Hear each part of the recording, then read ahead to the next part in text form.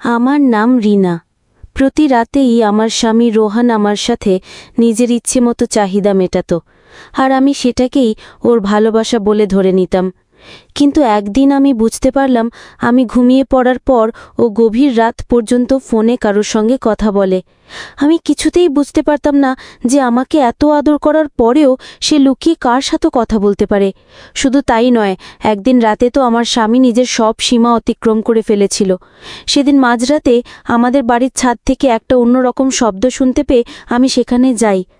আমি যখন নিঃশব্দে ছাদে পৌঁছলাম, তখন আমার স্বামীর সেই নোংরা দৃশ্য দেখে আমার মাথা ঘুরে গিয়েছিল। তাদের দুজনকে ওই অবস্থায় দেখে আমার মাথায় যেন আকাশ ভেঙে পড়েছিল। আমার স্বামী তার প্রেমিকাকে আমাদের বাড়ির ছাদে নিয়ে এসে তার সঙ্গে অন্তরঙ্গ হয়েছিল, আর আমি দাঁড়িয়ে দাঁড়িয়ে নিজের চোখে সেই সব কিছু দেখেছিলাম। আমি যা দেখেছিলাম তা কি সত্যিই ছিল, নাকি আমার মনের কোনো ভুল ধারণা? কারণ চোখে দেখা জিনিস তো আর মিথ্যে হতে পারে না। আমার জীবনে সেই ঘটনাটি শুনলে আপনাদেরও পায়ের তলার মাটি সরে যাবে যে আমি কিভাবে একটা সন্দেহের বশে নিজের সংসারটাকে নিজেই ধ্বংসের পথে ঠেলে দিয়েছিলাম। বিয়ে হয়ে যখন আমি শ্বশুরবাড়িতে আসি, তখন প্রথম দিনেই আমার স্বামীর বন্ধুবান্ধবীরা আমাদের বিয়েতে উপস্থিত ছিল। সেদিন স্নেহা নামের একটি মেয়ে আমার কাছে এসে বলল, বৌদি, তোমার স্বামীর সাথে একটু কথা বলতে পারি? আমি মুচকি হেসে সম্মতি জানালাম। আমার অনুমতি পাওয়া মাত্রই স্নেহা আমার স্বামীর হাত ধরে তাকে আমার থেকে কিছুটা দূরে নিয়ে গেল এবং তার সঙ্গে খুব ঘনিষ্ঠভাবে কথা বলতে লাগলো। তারা দুজনে হেসে হেসে কথা বলছিল, এমনকি আমার চোখের সামনেই তারা একে অপরের গায়ে হাত দিয়ে কথা বলছিল, যা দেখে আমার ভীষণ অস্বস্তি হচ্ছিল। সেদিন ফুলশয্যার রাতে আমি যখন স্বামীর অপেক্ষায় বসেছিলাম, তখন আমার মাথায় কেবল একটাই প্রশ্ন ঘুরপাক খাচ্ছিল যে আমার স্বামীর সাথে স্নেহার কোনো সম্পর্ক নেই তো। তাই সেদিন রাতে আমার স্বামী যখন আমার কাছে এলো, তখন আমি তাকে প্রথমেই জিজ্ঞাসা করেছিলাম যে স্নেহার সঙ্গে তার সম্পর্কটা ঠিক কী। আমার স্বামী তখন হেসে বলেছিল, আরে, স্নেহা তো আমার ছোটবেলার বন্ধু। আমরা দুজনে একসাথে পড়াশোনা করেছি এবং এখন একই অফিসে চাকরি করি। আমি আর নিজেকে সামলাতে না পেরে সরাসরি জিজ্ঞাসা করেছিলাম, তোমার সাথে স্নেহার ভালোবাসার কোনো সম্পর্ক নেই তো? আমার কথা শুনে সে বেশ অবাক হয়ে বলল, রিনা, তুমি এটা কী ধরনের কথা বলছো? আমার যদি স্নেহার সাথে কোনো ভালোবাসার সম্পর্ক থাকতো, তাহলে তো আমি তাকেই বিয়ে করতাম। তোমাকে কেন বিয়ে করতে যাব? ওর সাথে আমার তেমন কিছুই নেই, তাই তুমি এইসব নিয়ে একদম ভেবো না। আমি শুধু তোমাকে ভালোবাসি বলেই তো তোমাকে পছন্দ করে বিয়ে করেছি। তারপর সেই রাতে আমার স্বামী আমাকে অনেক ভালোবাসলো এবং আমিও তাকে মন থেকে ভালোবাসলাম। আমি আমার বাবা মায়ের একমাত্র সন্তান ছিলাম এবং পেশায় একজন চিত্রশিল্পী। আমাদের বিয়েটা দেখে শুনেই হয়েছিল। বিয়ের প্রথম রাতে আমার স্বামী যখন আমাকে অনেক ভালোবাসা ও আদর দিল, তখন আমি আমার মাথা থেকে তার সেই ছোটবেলার বান্ধবী স্নেহার কথা প্রায় মুছেই ফেলেছিলাম। কিন্তু মাঝরাতে হঠাৎ আমার ঘুম ভেঙে গেলে দেখি আমার স্বামী আমার পাশে নেই। অর্ধেক রাতে তাকে পাশে না দেখতে পেয়ে আমি তো অনেক ঘাবড়ে গিয়েছিলাম, কারণ সেদিন শ্বশুরবাড়িতে আমার প্রথম দিন ছিল। আমি ওই বাড়িতে নতুন, তার উপর মাঝরাতে স্বামীকে আমার পাশে বা পুরো ঘরে কোথাও না দেখতে পেয়ে আমি খুব ভয় পেয়ে গিয়েছিলাম। তারপর আমার মনে হলো আমাদের ঘরের বাইরের বারান্দা থেকে যেন আমার স্বামীর গলার আওয়াজ আসছে। আমি বিছানা থেকে উঠে যখন আস্তে করে বারান্দার দরজার কাছে গিয়ে দাঁড়ালাম, তখন আমার স্বামীর সব কথা স্পষ্ট শুনতে পেলাম। তখন ঘড়িতে রাত 2টো ছিল। ওই সময় আমার স্বামী তার সেই প্রিয় বান্ধবী স্নেহার সঙ্গে কথা বলছিল। নিজের কানে সব কিছু শোনার পরে আমার ভীষণ রাগ হয়েছিল এবং মনে গভীর সন্দেহ জন্মেছিল যে আমার স্বামী কেন মাঝরাতে তার বান্ধবীর সঙ্গে লুকিয়ে ফোনে কথা বলছে। এটা জানার পর আমার শরীর রাগে জ্বলে যাচ্ছিল, আর এমন পরিস্থিতিতে যে কোনো মেয়েরই সন্দেহ হওয়াটা স্বাভাবিক। পরের দিন সকালবেলা আমিও আমার স্বামী যখন নাস্তা খেতে বসলাম, তখন আমি তাকে রাতের ব্যাপারে জিজ্ঞাসা করলাম যে সে অর্ধেক রাতে ফোনে কার সঙ্গে কথা বলছিল। সে খুব স্বাভাবিকভাবেই বলল, রাতে তুমি ঘুমাওনি? আমি তো ভাবছিলাম তুমি ঘুমিয়ে পড়েছ। তারপর সে জানালো যে রাতের বেলা সে নাকি অফিসের কিছু কাজের ব্যাপারে স্নেহার সঙ্গে ফোনে কথা বলছিল। জানি না কেন আমার স্বামীর মুখে স্নেহার নাম শুনলেই আমার মাথায় কেমন যেন একটা যন্ত্রণা শুরু হতো এবং সেদিন থেকেই আমার স্বামীর উপর সন্দেহ হতে শুরু করে। এদিকে আমার শাশুড়ি তার ছেলেকে বলতেন, এখন তোর বিয়ে হয়েছে, তাই সারা রাত জেগে অফিসে কাজ করার কোনো দরকার নেই। অফিস থেকে সন্ধ্যের আগেই বাড়ি ফিরে আসবি, কারণ তোকে ছাড়া বৌমা নিজেকে একা মনে করবে। আমার শাশুড়ি মা আমাকে ভীষণ ভালোবাসতেন। আমার শ্বশুরমশাই অনেক বছর আগেই মারা গিয়েছিলেন। তারপর সেদিন সন্ধ্যায় যখন আমার স্বামীর গাড়ির শব্দ পেলাম, তখন আমি অনেক খুশি হয়ে ঘরের বারান্দায় গিয়ে দাঁড়ালাম। কিন্তু যা দেখলাম তাতে আমার মাথা ঘুরে গেল। আমার স্বামী ওই স্নেহার সাথে নোংরামি করতে ব্যস্ত ছিল। এমনকি ওই স্নেহা আমার স্বামীর হাত ধরে তাকে গাড়ির ভিতরে টেনে নিয়ে গেল এবং গাড়ির ভিতরেই তারা অন্তরঙ্গ হলো, এটা আমার ধারণা ছিল। সেদিন ওই সব কিছু দেখার পরে আমার মাথায় যন্ত্রণা শুরু হয় এবং সেদিন আমার আর কিছু বুঝতে বাকি ছিল না যে আমার স্বামী আমাকে ঠকাচ্ছে। কিন্তু গল্পের শেষে আপনারাও বুঝতে পারবেন যে আমার স্বামী আমাকে কখনোই ঠকায়নি। তাহলে আমি যেগুলো নিজের চোখে দেখেছিলাম সেগুলো কি ছিল? সেদিন থেকে পর আমার কিন্তু স্বামীর উপর অনেক বেশি সন্দেহ শুরু হয় এবং আমি তাকে মাঝে মধ্যে ফোন করে এটা জানার চেষ্টা করতাম যে সে কোথায় আছে আর কার সঙ্গে আছে। সেদিন আমি যখন তাকে ফোন করি তখন অনেক বেশি কোলাহলের আওয়াজ পাচ্ছিলাম, যা আমার সন্দেহকে আরও বাড়িয়ে দিয়েছিল। তাই আমি সেদিন বাড়ি থেকে আমার শাশুড়িকে এটা বলে বেরিয়েছিলাম যে আমি একটু বাজারে যাচ্ছি, কিন্তু আসলে আমি সেদিন আমার স্বামীকেই খুঁজতে বেরিয়েছিলাম। আমার স্বামীর অফিসের আগেই দেখি যে সে স্নেহার ঘাড়ে হাত দিয়ে তাকে নিজের গাড়িতে বসিয়ে একটা হোটেলে নিয়ে গেল। সেটা দেখার পরে তো আমার সহ্যের বাঁধ ভেঙে যায়, আমার মাথার যন্ত্রণা অনেক বেশি বেড়ে যায়। তারপর আমি যখন বাড়ি ফিরে আসি তখন আমার শাশুড়ি আমাকে বললেন, বৌমা, তুমি এতক্ষণ কোথায় ছিলে? আমার ছেলে তো তোমার জন্য কখন থেকে অপেক্ষা করে বসে আছে। আমি তখন রেগে গিয়ে আমার স্বামীর কলার ধরে বললাম, তুমি যখন এই স্নেহাকে ভালোবাসো তাহলে আমাকে বিয়ে করে আমার জীবনটা কেন নষ্ট করলে? তুমি আজকে ওই স্নেহার সঙ্গে হোটেলে গিয়েছিলে আর আমি সেটা নিজের চোখে দেখেছি। আমার স্বামী তখন বলল, রিনা, তুমি এসব কি বলছো? আমি অফিস থেকে সরাসরি বাড়িতে ফিরে এসেছি, আমি কেন স্নেহার সঙ্গে হোটেলে যাব? তোমার কি মাথা খারাপ হয়ে গেছে? তুমি অযথাই আমাকে সন্দেহ করছো এবং অনেক বেশি বাড়াবাড়ি করছো। তারপর আমার শাশুড়িও যখন আমাকে বোঝানোর চেষ্টা করেন তখন আমি তাদের দুজনকেই বলেছিলাম যে তুমিও তোমার মা, তোমরা দুজনে মিলে আমাকে ঠকিয়েছ। আমি আর একটা মুহূর্তই বাড়িতে থাকবো না, কারণ আমি নিজের চোখে দেখেছি তুমি ওই স্নেহাকে নিয়ে হোটেলে গিয়েছিলে। তাই আমি আর তোমার সঙ্গে সংসার করতে পারবো না।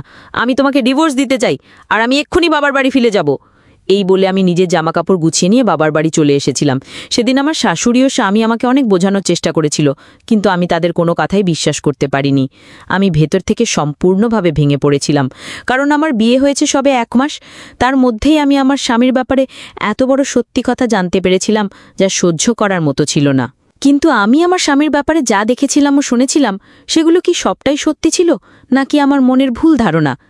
তারপর সেদিন রাগের মাথায় আমি যখন বাবার বাড়ি চলে আসি তখন বাবা মাকে আমি সবকিছু সত্যি কথা বলেছিলাম যে আমার স্বামী আমাকে কিভাবে ঠকিয়েছে। কারণ আমার স্বামীর স্নেহা নামের একটি মেয়ের সঙ্গে অবৈধ সম্পর্ক রয়েছে আর আমি নিজের চোখে তাদের দুজনকে একসঙ্গে একটা হোটেলে যেতে দেখেছি। তারপর আমার কথা শুনে তো আমার বাবা মা আমার কথাতেই বিশ্বাস করেছিল, কারণ যতই হোক আমি তাদের মেয়ে ছিলাম। আর এটাই তো স্বাভাবিক ব্যাপার যে প্রত্যেকটা মা বাবাই তার সন্তানদের কথাই বিশ্বাস করবে। আমি সেদিন আমার বাবা মাকে বলে দিয়েছিলাম যে আমি আর কোনোদিন শ্বশুরবাড়ি ফিরে যাব না, কারণ আমি ওই ঠকবাজ লোকটার সঙ্গে আর সংসার করতে পারবো না। পরের দিন সকালবেলা লোহান আমার বাবার বাড়িতে এসেছিল আমার সঙ্গে দেখা করার জন্য, কিন্তু আমি আমার বাবা মাকে বলে দিয়েছিলাম যে আমি তার সঙ্গে কথা বলা তো দূরের কথা, আমি তার মুখটাও দেখতে চাই না। এমনকি আমার চিৎকার চাচামিচি দেখে আমার বাবা মাও সাহস করতে পারেনি আমার স্বামী রোহানের সঙ্গে দুটো কথা বলার। সেদিন রোহানকে আমি ধাক্কা দিয়ে নিজের বাড়ি থেকে বের করে দিয়েছিলাম আর বলেছিলাম, তোমার সাহস কি করে হলো এত কিছু করার পরেও আমার সামনে এসে দাঁড়ানোর? তাই রোহান বাধ্য হয়ে সেখান থেকে ফিরে গিয়েছিল। এইভাবে বেশ কিছুদিন কাটার পরে একদিন রাতে আমি যখন আমার ঘরের মধ্যে একটা পেন্টিং করছিলাম, ঠিক ওই সময় মনে হলো একটা ছেলে ও একটা মেয়ে যেন আমার থেকে লুকিয়ে নিচের ঘরের ভিতরে ঢুকে পড়ল। তারপর আমিও যখন চুপচাপ তাদের পেছনে গেলাম তাদের দেখার জন্য, তখন ঘরের দরজাটা খুলতেই আমার পায়ের তলার থেকে যেন মাটিটাই সরে যায়। তারপর আমি ওই দৃশ্য দেখে তো চিৎকার চাচামিচি শুরু করে দিই। আসলে আমার ঘরের বিছানায় আমার স্বামী ও তার প্রেমিকা একসঙ্গে আপত্তিকর অবস্থায় ছিল আর আমি নিজের চোখে সেটা দেখে ফেলেছিলাম। সেটা দেখার পরে আমি ঘরের জিনিসপত্র ছুঁড়তে শুরু করেছিলাম। তাদের নোংরামি দেখার পরে আমার মাথার যন্ত্রণা অনেক বেশি বেড়ে গিয়েছিল। তারপর আমার চিৎকার শুনে যখন আমার বাবা মা পাশের ঘর থেকে ওই ঘরে আসে তখন দেখে যে আমি অনেক বেশি চিৎকার চেঁচামেচি করছি ও আমি আমার স্বামীকে গালাগালি করছি। আমার বাবা মা তখন আমাকে জড়িয়ে ধরে সামলে নিয়ে বলল, রিনা, তুমি পাগলের মতো কেন করছিস? এই ঘরে তো কেউ নেই, তুই কার উপর গালাগালি করছিস? কার উপর এত রাগ করছিস? আমি তখন কেঁদে কেঁদে আমার বাবা মাকে বললাম, তোমরা দেখতে পাচ্ছ না আমার চোখের সামনেই তো এরা দুজন কিভাবে নির্লজ্জের মতো নিজেদের চাহিদা পূরণ করছে, আর তোমরা বলছো আমি কেন চিৎকার করছি? তোমরা নিজের চোখে সবকিছু দেখতে পাচ্ছ, তারপরেও বলছো যে আমি কেন চিৎকার করছি? সেদিন অনেক কষ্টে আমার বাবা ও মা আমাকে সামলেছিল। আমি তো এটাই বুঝতে পারছিলাম না যে আমি তো সবকিছুই দেখতে পাচ্ছিলাম, তারপরেও আমার বাবা মা কেন বলছিল যে সেখানে তো কেউ ছিল না আর ওই সব কিছু নাকি আমার মনের ভুল ধারণা ছিল।